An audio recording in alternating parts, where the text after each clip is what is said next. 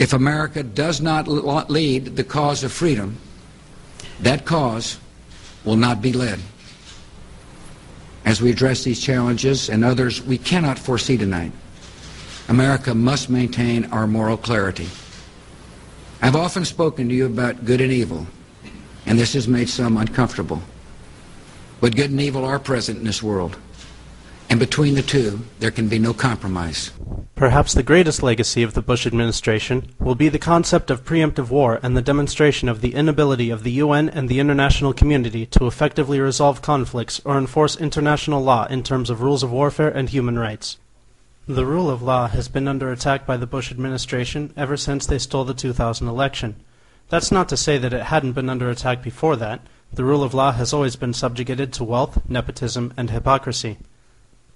Ever since the beginning of the Iraq invasion, which every American should know before voting age was planned long before the Bush presidency and was standard operating procedure along with the Patriot Act, to be implemented as soon as a terrorist attack occurred while a Heritage Foundation conservative government was in place, the questioning of the legitimacy of international law and whether we should respect our international treaties has been introduced into the public dialogue. Many Americans see our obligations to the international community as being trivial at best, an opinion propagated by the conservative movement, despite the fact that the U.S. Constitution is quite clear in stating that international treaties are the law of the land.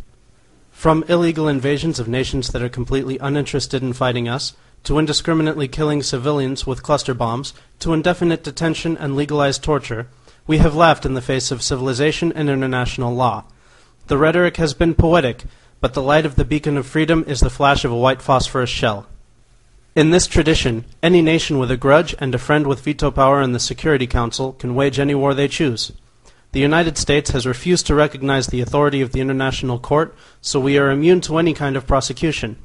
Israel has done the same, and they have followed our footsteps with their Gaza airstrike campaign. In the name of fighting terrorism, Israel is waging war against a democratically elected government, striking civilian targets illegally with white phosphorus, and cutting supply lines and burning UN humanitarian supplies to aggravate the humanitarian crisis. Israel has also banned the media from entering Gaza and has shelled a major media center in another suspicious accident. The UN bombing alone is a blatant war crime. White phosphorus was not used as a smokescreen here, but as a weapon to strike a target with known civilian refugees and UN staff in a civilian area. Murdering the innocent to advance an ideology is wrong every time, everywhere. Freeing people from oppression and despair is eternally right. This nation must continue to speak out for justice and truth. We must always be willing to act in their defense and to advance the cause of peace. We've lost all our food and all our medicine to this fire. When Henry Kissinger organized military coups in Chile and Argentina against democratically elected governments who were a little too pinkish for his liking, it was in the name of fighting terrorism that the military governments gathered thousands of dissidents and progressives and tortured and murdered them.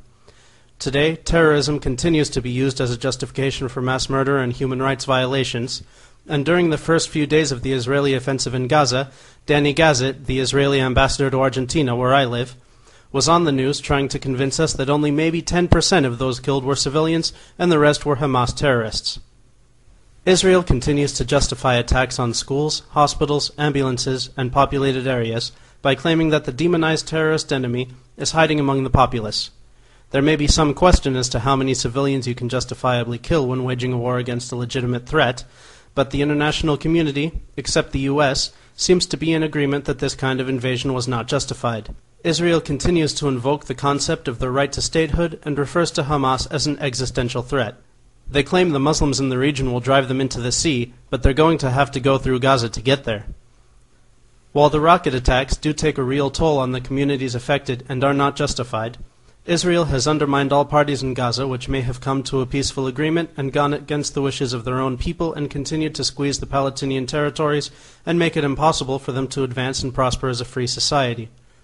When people are still living in refugee camps from a war over 40 years ago, it may not justify violent attacks against civilians, but some kind of reaction is to be logically expected. The Israeli government continues to use religion as justification for their presence in the area, despite the fact that most of the rest of the world already accepts the existence of the State of Israel, more than willing to leave its origins in the past. The actions of Israel in the Palestinian territories will foment the kind of anti-Semitism they often invoke to defame their critics and invoke sympathy. George W. Bush has used similar language to justify the actions of his administration, repeating that he believes the Iraq War was a mission from God. When looking for populist support for their movements to deny rights to homosexuals or eliminate barriers of separation between church and state, the conservative movement refers to the United States as a Christian nation, just as Israel refers to itself as the Jewish nation or Jewish homeland. This kind of language is a step backward for the promotion of democracy in the Middle East. If the U.S. is a Christian nation and Israel is the Jewish nation, then you can't complain about the existence of Muslim nations, and the conflicts among these nations and their corresponding religions will be impossible to resolve. This is one of the reasons a functioning free society must have freedom of religion, because religious beliefs are not negotiable for any individual, nor are religious differences reconcilable, except under an agreement that all religions are allowed as long as we can all get along. The full repercussions of the propagation of this kind of mentality, where the most powerful nations are willing to exercise their power with no concern for human rights and with no fear of consequence in the international community, may not be fully understood for decades. There is no way of knowing how far this will go if the international community does not show that the rules apply to all nations equally, or which nations may decide in the future that they, too, can act with impunity. The people have little power to change this. In the United States, we recently chose between two presidential candidates who both believe in the doctrine of preemptive attack, and despite being the formal political opposition, Barack Obama and the Democratic Party have no plans to call for the prosecution of war crimes committed by the outgoing administration, or indeed to reverse their criminal policies. Obama has already shown a lack of political fortitude in this area.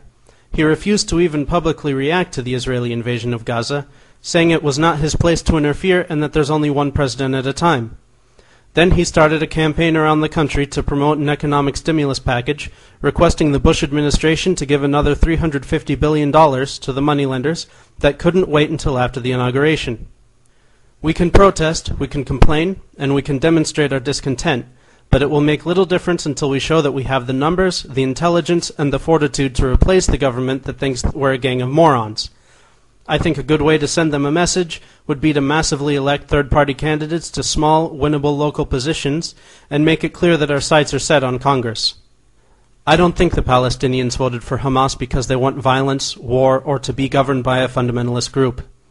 I think they voted for Hamas because all other parties have either succumbed to the demands of Israel and the international community without making Israel fulfill their part and end the squeeze on the Palestinian territories. They just voted for Hamas because, as useless and reactionary as their tactics may be, there is no peaceful resistance movement, and they wanted someone who will stand up in the face of tyranny. Although a secular government in which the Israelis and Palestinians shared power and access to Jerusalem would be ideal, it is even more unlikely than the internationally recognized two-state solution. The problem is that separating national borders by religion promotes fanaticism and holy wars on both sides.